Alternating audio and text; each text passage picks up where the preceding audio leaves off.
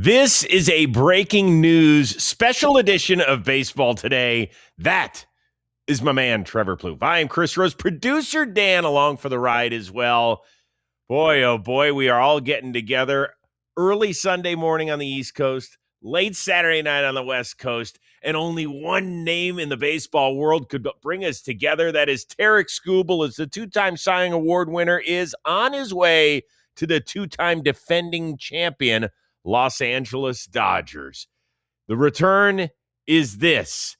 Outfielder Zaire Hope, who is one of the best prospects in the Dodgers organization. Right-hander River Ryan, who's coming off of major arm surgery but has pitched this year. And young right-hander Brady Smith. Plouffe, what say you? I mean, they were the favorites to get him for a while. I mean, it's not surprising the Dodgers landed Skubal, and this was kind of the package that we heard was going to get it done. You know, one of their outfield prospects, Hope's name got mentioned a ton. We thought it might be Emmett Sheehan. We didn't think Robleski was really in play, but a lot of people also talked about River Ryan. You know, a lot of people talk about the Dodgers and they talk about, they spend more, and they do have a financial advantage with their TV deal, all that stuff. But people get upset when you say the Dodgers develop players, and they'll point to the roster and they say they don't develop players. Look at their roster; they don't develop these guys. Well, how do you think they got those players? How do you think they got Mookie Betts? How do you think they just landed Tarik Skubal? Like they do a good job of developing prospects, and they trade them away, and they also go through free agency. So this is another example of that. And right now, I mean, they were already by far the leading favorite to win the World Series, and they were already laps ahead of the field, Chris. And now they're on another level with Skubal in that rotation. They have an embarrassment of riches in the starting pitching department. They have an embarrassment of riches in the bullpen. They have too many pitchers, Chris. I don't know what they're going to do. I know they're dealing with some Shohei stuff right now. Clearly, that's part of this, but they have too many good pitchers. They truly do. I'm like laughing, but it's also not a joke. I don't know what they end up doing. Their team looks very formidable, to say the least, Chris. Yeah, listen, it is special to win a World Series. It's incredible to win back-to-back.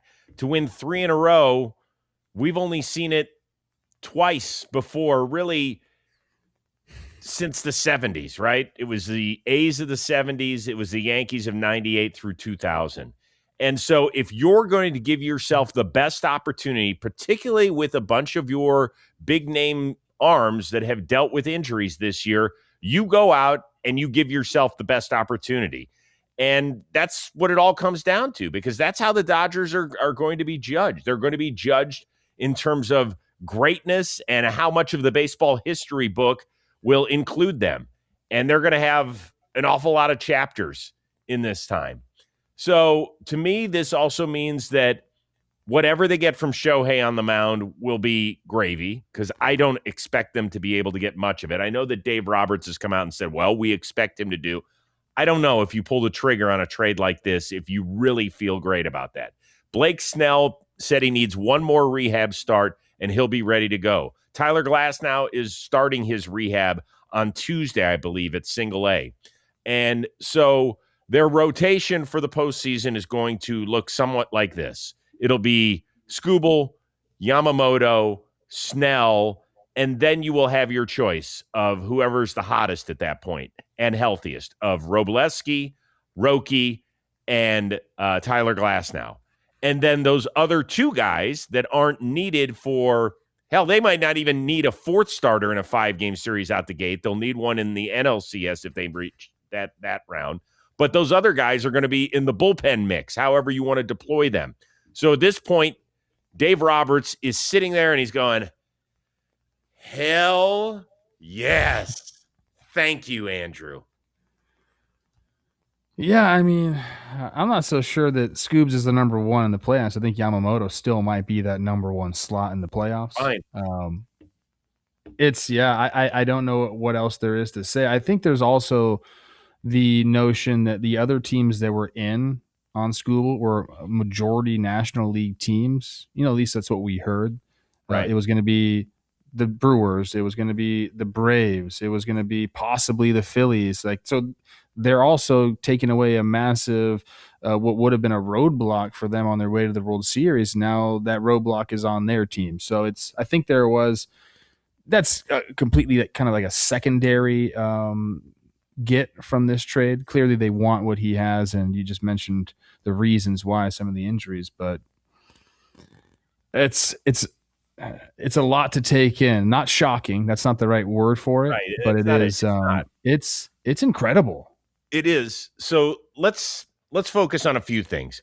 People are going to say, well, of course it's the Dodgers that get him.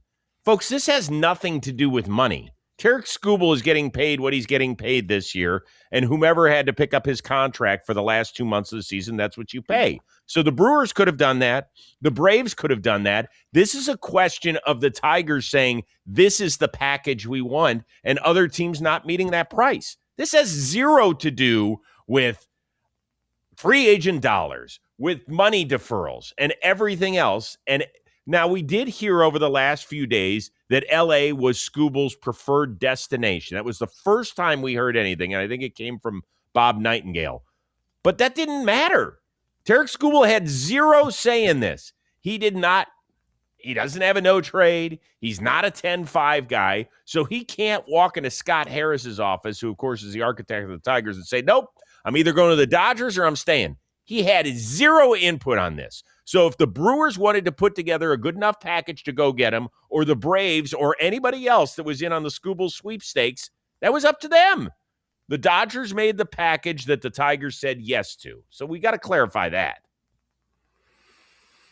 Yeah, I mean, they had to do something, which is kind of the crazy part. Is like a lot of teams, the Twins are going to go through this too. Sorry to bring them up, but teams, when you have prospects near major league ready, that need to be put on the roster, there becomes a roster crunch, and you have a bunch of guys kind of head that way that play the same position. So you're going to have to get rid of one of them. Zaire Hope, who is what I would say is the main piece here that the Tigers are getting back, 21-year-old in Double-A for the Dodgers this year, 293, 369, 530. So he's hitting right below the 900 OPS mark. 23 home runs already, so the power's there, can play defense. He's a hitter. And now, you look to the Tigers, and they're basically – they pulled Casey Mize. Wouldn't surprise me if we hear that news soon, that he's gone. They bring up Max Clark, and now you're looking at kind of like the future. They have McGonigal there. They bring up Clark. Hope will be there. I'm assuming maybe at the end of this year, possibly just to start next year, depending on what they want to do with them. But yeah, they're looking to the future, and we talked about this with the Tigers. Scott Harris gave him a chance. They didn't really do it record-wise. Although the AL is as mid as it is, he felt like this was the right move. And at this point, when you have all the information in front of you, I do think this was the right move for the Tigers. Yeah, I agree. I didn't think – it's interesting because when we had our trade draft in Philadelphia at the start of All-Star Weekend, which was 3 weeks ago today, nobody picked Tarik Skubal because we thought that the Tigers, they had started that nice run at the beginning of June, and we thought that they were going to carry that momentum. It just didn't happen. They are still very much within striking distance. Wouldn't that be the oddest thing if they ended up earning a wild card berth even after dealing Tarik Skubal? It is possible because weird things happen in this sport. It's not probable, particularly because you're right. Casey Mize is going to be the next big name to go, right? We've already had Luis Castillo, who is gone. Dean Kramer is now a Minnesota Twin. Not that those are the biggest names around, but they are solid starting pitchers. So I think the Tigers played this as well as they could have at the end of the day. I mean, and for people that are saying, well, look, they got nothing in return. You can't say that. You can't. We don't know what River Ryan's going to turn into. We don't know what Zaire Hope is going to turn into, and we certainly don't know what a single-A pitcher is going to turn into. So let's wait on judging exactly what the return looks like for the Tigers. And I'm just thinking about, more towards the people that they gave up. We're talking River Ryan here was a Padres draft pick. I'm trying to find out, how did he get over to the Dodgers? Do you have that off the top of your head? I don't. I will look it up. Zaire Um, Hope came over in the Michael Bush trade, so there's another right. prospect of the Dodgers traded away for him. Now they're trading him for Skubal. River Ryan, I'm sure you're getting it up right now, but let's see. I think I have it Uh, right here, Chris. Here we go. Oh my God, what a great name. He became a Dodger in March of 2022 in exchange for infielder outfielder Matt Beatty. Do you remember him? It rings a bell, but not Yes. really. So that should tell you something. Yeah, he was another guy who got a chance with the Dodgers. He got hot for a little bit, Mm. and then at the end of the day, they were like, "Yeah, I think we can somehow live without it." Producer Dan just put this in our chat from Sport Track. The Dodgers now project toward a $430 million luxury tax payroll for 2026, which would lead to a $180 million tax bill at season's end. Well, Taxes. yeah, whatever any salary they bring in right now, I think taxed over 100%. I think it's at 110% now. They're paying over a Oh, dollar. Oh boy. look at that. For those of you that are audio only, there's already AI images of Skubal in a Dodgers uni wearing number 29. Interesting. Let's talk even bigger picture for a second momentarily. People would always say that if Tarik Skubal joins this team and they do three-peat, that this will be the thing that pushes everybody over the edge and says, see, we definitely need a salary cap. See, the work stoppage is actually a good thing and it's going to back owners more. How do you see that? I think there are going to be a lot of people online mad about this. I do. I think that a lot of people share that sentiment. It also is really easy to get into, what I've heard referred to, and I think it's a decent term that makes sense, like echo chambers on the internet, where like you get fed what you want to be fed. So there's factions of the internet that are vehemently with the players, and there's factions of the internet that are vehemently against it and want a salary cap. And I think you can find yourself polarized pretty easily, and I think that happens a lot. There's more nuance to it. I also understand that the power of the fans, but in this situation, I've said it before. Both sides are going to try to win the PR battle, but at the end, they're going to do what's good for them. They don't, and that's kind of sad if we're being honest. We're both going to pose like this is better for the fans, but in the end, the PA and the Major League Baseball are just going to do what's good for them. And I'm not going to sit here and start talking CBA with you right now. I'm just No. not. I do agree with you though that we are going to hear a lot about that. They just ruined baseball. Welcome to no baseball in 2027. That's going to be all over the internet, and I would say don't believe that. And you know what? The Dodgers are the hands down favorite. They have been all year. It doesn't mean they're going to win it again, Chris. No, it doesn't. Weird stuff happens in this sport. We've seen it countless times. Right. Do you think that there's a team that's going to swoop in and save? Like, if that's your philosophy, what you just said out there, that the Dodgers are ruining the sport and are going to push it over the edge. So does that mean that one of the 29 other teams will save the sport if they win the World Series? I personally think that has nothing to do with it. I think that we're destined for a work stoppage regardless. I don't think either of these sides can get together. So what I'm saying is I don't think this is the move that is the one that pushes the boulder over the edge.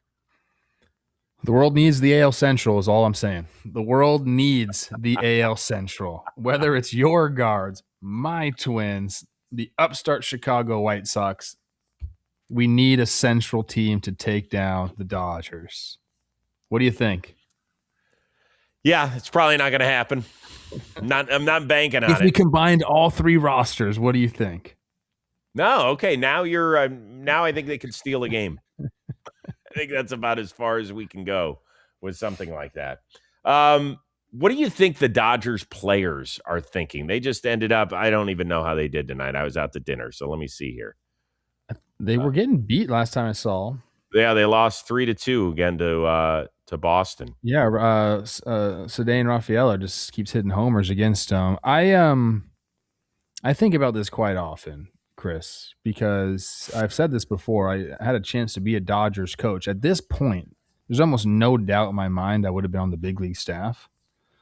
And I could have been sharing in all these riches. My guy Danny Lehman's there. Yes, he is. My guy Rob Van Scoyoc is there. Aaron Bates is there. We could have all been together riding this wave. And I think it's funny, man. Like these guys just expect it now. Like they're like, yeah, of course we got Skubal. Like this is what we do here. We're in the class organization in all of sports right now. So times are good. I mean, obviously. I mean, if you're a clubhouse manager with the Dodgers, you're doing great. You are doing great. You're doing like exceptionally well. That playoff share tastes pretty good. I will tell you what there's tips. Oh my gosh. I'll tell you what there's not a lot of. There's not a lot of what we heard out of Bryce Harper last week. Like, we don't have enough. I hope Dave Dombrowski goes and gets an arm and a bat. Like, you don't hear that, obviously, from the Dodgers because, A, they already have an embarrassment of riches, and then, B, whenever they do feel like they're short somewhere, Andrew Friedman will go shopping wherever he needs to. And they are the behemoths. They are the Goliaths. And I'm not saying that they don't play with different abilities than other teams in the offseason. All I'm saying is this isn't a part of that discussion here. It's just not. What do you think? Well, one thing we haven't talked about is what it means for Tarik Skubal's future.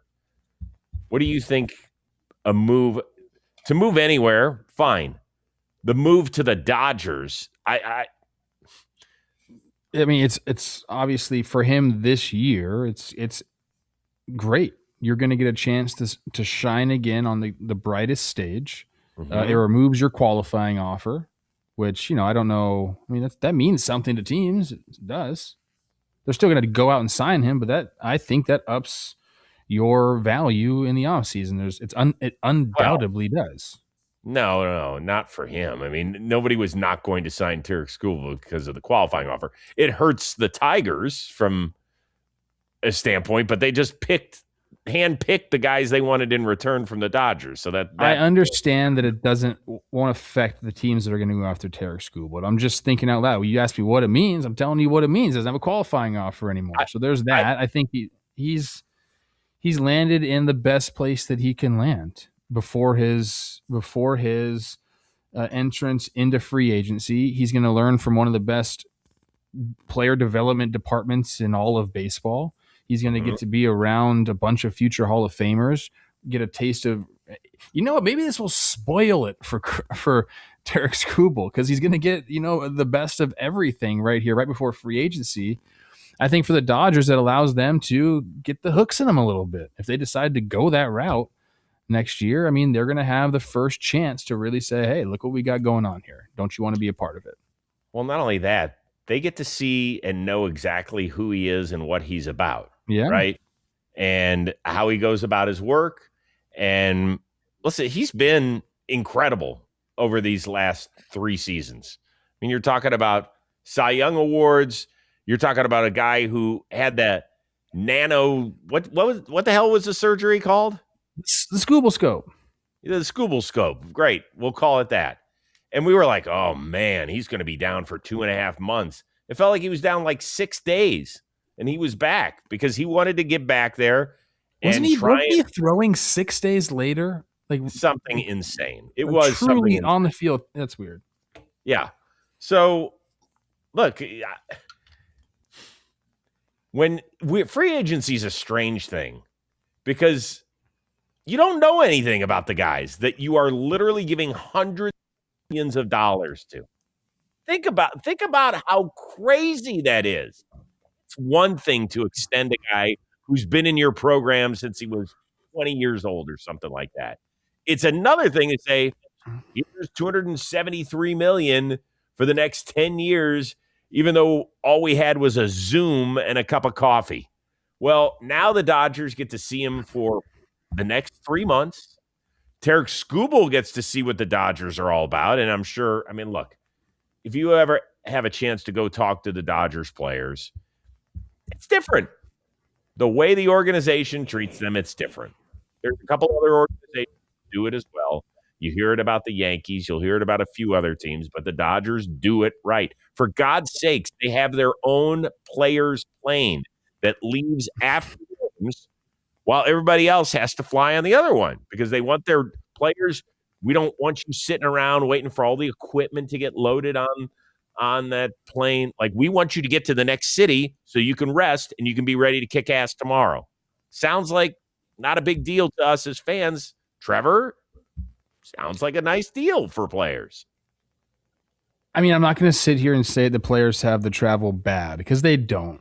It's about as easy as it gets. But yeah, you are saving. We're getting into something completely different here, but since you brought it up, they must take off at least an hour earlier than they would instead of having to wait for the gear. So yeah, I mean they are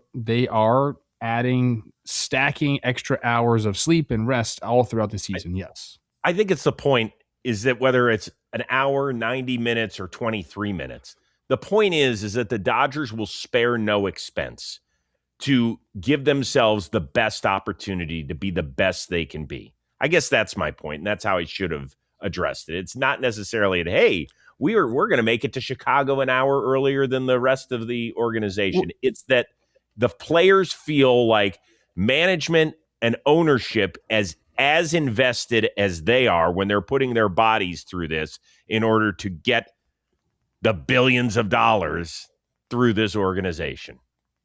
To your point, it is just another thing that they're finding an advantage in, and they keep finding those over and over. And the way the Dodgers work, the way their organization is, I mean, they have more employees essentially, and they will say, okay, if you find something that is going to make us better, let us know. And most of the time they greenlight it and they say, okay, let's do it. And then, like I said, like those things start to stack up on top of each other until you are operating at such more of a premium than other organizations. And it's how you are in the position that they're in. A couple other things before we call it a night, and we'll have probably another show on Monday morning because there were a bunch of other trades, and obviously we'll have some reactionary sound from both the Dodgers and Tigers on this. We couldn't get that into tonight's program. Sarah Langs, the legendary Sarah Langs, put out a list of reigning Cy Young Award winners to be traded in season. It's the second time in the last 4 seasons it's happened. Obviously, Skubal, prior to that, Justin Verlander from the Mets to the Astros in 2023. Before that, back-to-back years, Cleveland left-handed Cy Young Award winners. Cliff Lee in 2009 from Cleveland to Philly. The year before that, Sabathia to Milwaukee for that legendary run. 95, David Cone from Toronto to the Yankees. He was actually traded from KC to Toronto the offseason that he had won. And in 1989, sweet music, Frank Viola from Minnesota to the New York Mets. Interesting. All right. Once again, it's not shocking news. It's just big. That's all I can tell you. It is big because it's the biggest name that was available on the market, and it's the best team in the sport that pulled the trigger on this. Final thoughts on this? Zaire Hope should have been a Guardian. He's 5'10", hits left-handed, so that's a myth for you guys. I would take him. Yeah, I would take him in a second. We didn't even mention Brady Smith at all. He's a right-hander. He's 21. He's he's been from single A to high A. 3rd round pick in 2023. I mean, you can read up on all the ins and outs of it, but yeah, I mean, that's all I got, Chris. I was about to be in bed before all this. I was telling Olivia I'm about to go to sleep early, and then all of a sudden I get the alert, and here we are, because that's what we do. We're dogs. Woof, woof. Hey, we are happy to do it. We love it, and hopefully we appreciate everybody consuming the content. I'll leave it with this. Look, Cleveland and Detroit have had their battles in recent years, and, last year was an incredible comeback by the Guardians, and then the Tigers got them in the best-of-3 wildcard series. I do sympathize with that franchise. It sucks when you have a homegrown player that you're living on borrowed time with. For Cleveland, for God's sakes, we have made a living out of it, most recently with Francisco Lindor. We knew that at some point we would have to trade him, and we did. prior to his contract expiring, and then he could hit free agency. So it stinks when you get a guy who, and Skubal really bought into that city. We talked about that, I think, on Friday's show or Thursday's show, one of the two. It's hard to stomach. It really is. It's not fun. It's one of the off-balance things about this sport that I don't know if it can ever get fixed. And we can point fingers about who's right and who's wrong in that situation. But all I know is that there are Tigers fans who are like, why can't Tarik Skubal pitch for us for his entire career? And it's just not going to happen. And the way the baseball financial status is set up right now, it's not, and it's not okay. It stinks. It's not fun. And so there's that side of it too. And I do feel for Tigers fans who invested in him and can't see the full story through. I will say that. Okay. There's so much to unpack. We could talk about I understand that, hours. but I know, but you understand what I'm saying. Like, it does hurt. It hurts. I went through it with Manny Ramirez, who bolted for free agency. I went through it with Jim Thome, who bolted for free agency because you knew it just wasn't going to happen. And like I said, we can sit here all day and discuss who's at fault. Is it the sport? Is it the owners? Is it the players? That doesn't matter, because at the end of the day, it's the fans who feel like shit because you invest so much time and emotion into it. And Trevor, I was wondering about this. Cleveland had Jim Thome for 11 years. Right. So what do you mean? Because they got ahead of it. They got ahead of it a couple times and, gave him contracts that were fair. But then eventually it just didn't work out. So it does stink. It stinks. That's all I'm going to say. Okay. All right. I think we're doing a show on Monday morning because we will have a lot of trades. I bet you there's going to be a bunch on Sunday too. Then we've got on Talking Baseball, the trade deadline special that we're going to start at 4:00 Eastern, I believe. Right? That live stream? No, I think it's going to be 5:00 Eastern because it's the 6:00 Eastern is the deadline. Okay. So 5:00 Eastern. We're going live for that. Yeah. Got it. And so that'll be fun. Special shout out to Dan Rourke. We're on the West Coast. So this is, truth be told, it's 9:40 Pacific time. Danny boy, you all right in my book. He's the best. He is, he's okay. He is okay in my book. Sometimes I'll give you lip, Danny. And you drive me nuts sometimes, but I love you dearly, and this is one of the many reasons why. So for our one-of-a-kind producer, Dan Rourke, the uber-talented Trevor Plouffe, I am Chris Rose. We will see you Monday on Baseball Today. Once again, the breaking news, Tarik Skubal is an LA Dodger.